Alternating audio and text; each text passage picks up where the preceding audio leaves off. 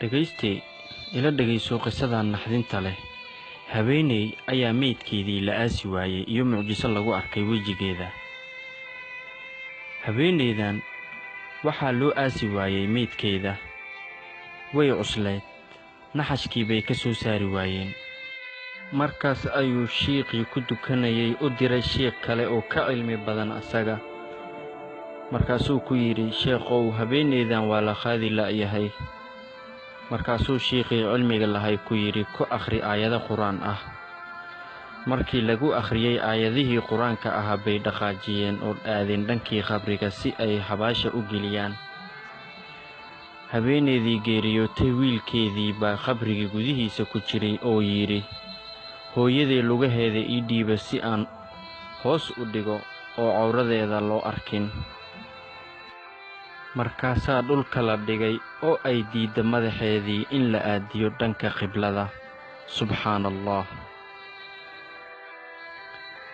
Wiilkeedii baa yidhi, shiiqow, ma fiirin karaa hooyaday?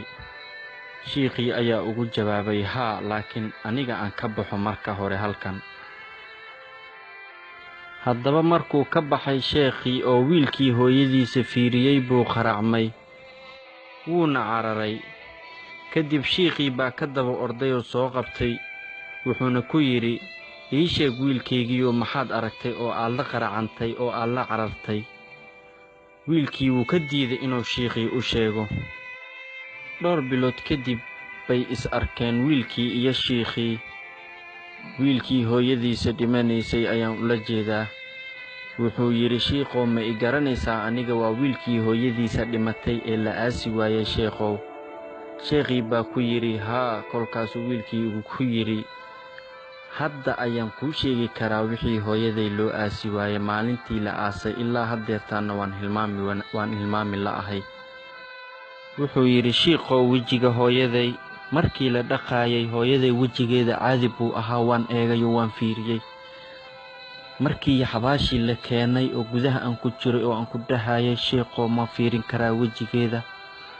Markaas kadib wejigeedii markaan arkay waxaan u naxay. Wejigeeda aad iyo aad buu u madoobay. Waxaad u malaysaa in dab hadda laga soo dejiyey. Aad buu u gubtay wejigeedii.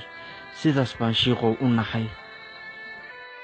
Wuxuu kaloo yidhi wiilkii, shiiqow, hadda waan u soo xajiyey hooyaday. Bil walbana sadaqo ayaan u bixiyaa. Waxaan u dhisay ama aan dhisay masaajido fara badan si uu Ilaahay ugu dembi dhaafo.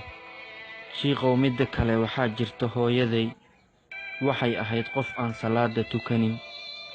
Weligayna ma arkin ayadoo hooyaday dukanaysa.